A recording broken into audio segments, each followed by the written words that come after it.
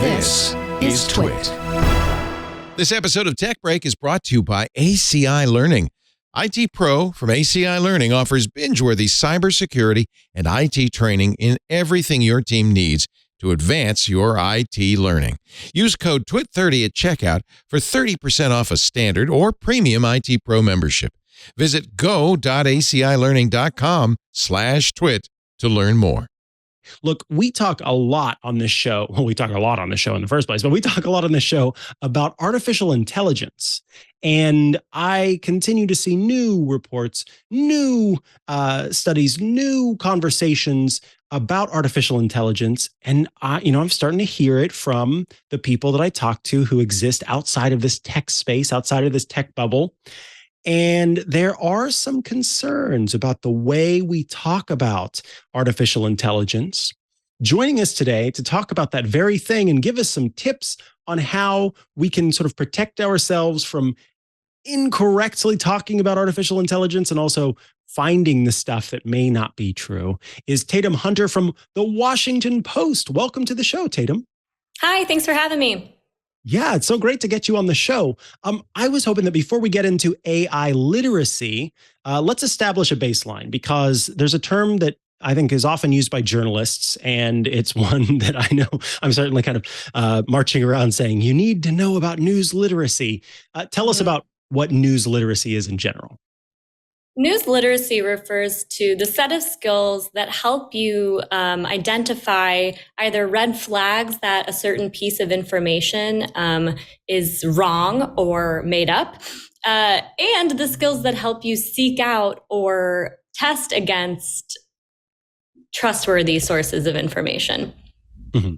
Now, moving along to this sort of specific term underneath the umbrella that is news literacy, AI literacy. I'm kind of curious because when I saw this piece, I thought, oh my God, this is so incredibly important. I'm so glad that somebody's writing about it. What inspired you to write this piece? I had some friends over for dinner who had read a news article about AI that really spooked them because it made it seem like, one, this particular model had its own personality, emotions, or intent, and two, that it harbored some desire to go rogue against its creators or do harm to humans. And of course, that's a storyline that we recognize from science fiction. And because so many of us are more familiar with science fiction than we are with something like a neural network, machine learning, a large language model, right? Our imaginations tend to fill in the blanks. And it not only does it make us feel afraid, and scared people are more vulnerable to wrong information, but it also kind of gives the companies developing this technology an out to talk about the real threats that AI might pose. Yeah. And I mean, this is, again, as I was kind of going through this piece, I'm going, yep. Ooh, because you covered some really important things. One of the traps you identified when it comes to learning about and talking about AI is something that I have to admit I'm a little guilty of. I do have two little dogs, and I treat them like humans. So I also sometimes anthropomorphize these bots that exist and these artificial intelligent generative text creatures. Even that is a little much. Tell us about the risk of humanizing AI. Absolutely. So like you said, we're all familiar with, like, if you put googly eyes on your Roomba, that it suddenly seems to have a personality. And that's kind of built in. It's a cognitive bias that humans have. So it's really easy to do. And the risk comes from a few directions.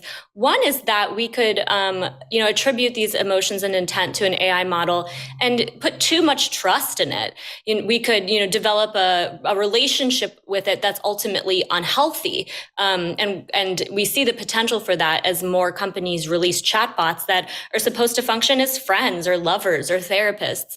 And the second big risk is that companies can rely on this personification of the AI to abdicate responsibility for the AI's effects in the real world. We might see that in the form of a company saying, oh, the AI is going rogue, or a company talking about the potential for artificial general intelligence, or AGI, which is a term for an AI model that can cognitively function at the level of a human, to kind of whip up this excitement that detracts from the stair step of tiny risks that we have as this technology incrementally improves.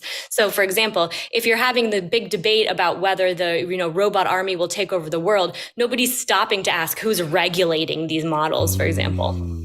So it's sort of a magician's trick of look over here, not over here. And, I have to say, I can think back to Microsoft when we had that chatbot that ended up sort of reflecting the racism of humanity, and that it got to that place really quickly. But when we had talked about that at the time, especially, I think that AI literacy was not front of mind. And then even now, when we talk about some of the things that AI, how you can sort of trick it into saying certain things, or if you push it, then it. But see, even all of these verbs that I'm using to attribute that to an artificial intelligence that is essentially fancy autocorrect is giving too much of an excuse, I guess, is kind of the idea there. And I'm curious, in talking about it, is there any advice that you'd give on sort of how one can separate that, how one can prevent themselves from anthropomorphizing when they're talking about these artificial intelligences? How do we kind of stop and sort of reassess things, because it does feel like they've got googly eyes in some ways? Absolutely. I think that the first thing I'd say is to just understand how normal it is. We talk about our cats or our dogs or our Roombas to illustrate that us anthropomorphizing an AI system is not evidence of its aliveness. It's something that is really normal and okay to do. And I think even acknowledging that can help us notice it and curb it.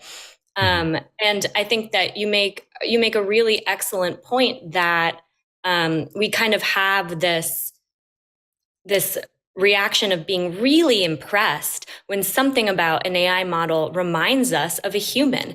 And I think that to that end, another step we can take is just familiarizing ourselves with the basics of how a large language model like ChatGPT, for example, works. Because we see large language models or similar technology helping us with autocomplete, with Google Translate. And we never accuse those of being human or alive or evil or scary. So I think understanding why you're seeing a glimmer of humanity in that tool is because there is a glimmer of humanity. It's repurposing the language it finds on the internet. So I think my colleague sent me a really interesting example yesterday of someone saying, someone said, I asked ChatGPT, I believe that was the model, to come up with a new emotion. Look what a beautiful job it did. And in fact, what ChatGPT generated was really beautiful. It made up an emotion that was about, experiencing a higher transcendent sense of unity with humankind. And you're like, okay, this is really beautiful. And it really does remind me of something a human would say, because it's probably, some guy on Reddit who took a mushroom trip did say it. Yes, exactly. Remembering what the source of these models are and how they operate. Maybe it takes away from the magic, but it also helps us stay grounded and become more intelligent consumers of this technology.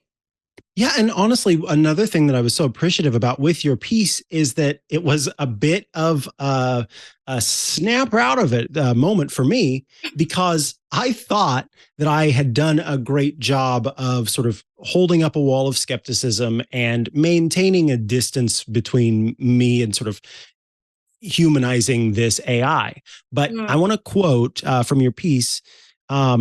You say, and let me find it. If a human strings together a coherent sentence, we're usually not impressed. But if a chatbot does it, our confidence in the bot's capabilities may skyrocket. And so where I know sort of the much of the technology behind it, obviously not all of it, and I don't know the intricacies of it, but I can understand that it is using all of these things to provide a response that seems to make the most sense. But Where I kind of got the wool pulled over my eyes, so to speak, is I see it do this thing that I think, oh, there's no way it's going to be able to do this, because I'm used to Siri telling me that it can never do anything I want it to do. And so I see it do this one thing, and suddenly I get comfortable and I go, okay, it can do this. So I'm just going to start asking it this question. I'm going to get, and tell us about the risk of kind of attributing confidence to a chatbot. Absolutely. So I've written a little bit about when it's appropriate to use a chatbot in your personal life for your personal communications. And so if anybody wants to look that up, I had a lot of fun asking tech ethicists that question. But let's pull the camera back and think about just so that we can understand how this could play out at scale. One AI expert that I spoke to for this piece gave me the example of a company deploying an AI model to do some sort of decision making. In that case, two of our cognitive biases would present a danger. One being the anthropomorphism thing. We could be like, if we're thinking about the AI model as like just another coworker, we could give it way too much leeway to make mistakes. On the flip side, if our automation bias is coming into play, which means our tendency to be overconfident in an AI model's suggestions or output, we could take its advice even when it's wrong, or we could fail to take its advice if it doesn't give us any. So kind of a mistake of commission or omission. And I think that was really, profound for me, thinking about if I, Tatum Hunter spun up, a really interesting bit of Python code or a really beautiful poem. No company would then put me in charge of some aspect of its global operations. But we're already seeing that tendency of companies jumping at the chance to integrate these tools because they're so capable at mimicking human speech. Wow. Beautifully put. The last thing that I want to ask you about is where you talk about viewing AI as a monolith, because even as we're kind of talking back and forth, we're using this short term of AI. And it's one of these things where when I'm talking to, again, folks who aren't as steeped in tech, and I talk about computer vision versus artificial intelligence that is generative AI, all of these different forms. There's so many types, and we kind of just group them all into one bubble. And in fact, we see companies do that. Apple, all of their AI, be it the suggestions that it makes or the voice assistant and everything in between, is all grouped under this thing called Siri. And we're starting to see Microsoft do that a little bit, where they're calling everything Copilot if it has to do with the generative AI. And Cortana at one point was kind of the artificial intelligence that was involved in suggesting new things to you and sort of monitoring your behavior and then trying to provide behavioral feedback. So we do keep getting this grouping of all these technologies, even though they work so separately. But in speaking with experts and in your own research into this, I am curious if you think any one type of specifically generative AI, well, if that's the chatbots and the text, if it's photo and art generation, if it's voice and audio, or if it's video, do you think any of them we are more susceptible to these pitfalls when it comes to using those specific types of generative AI?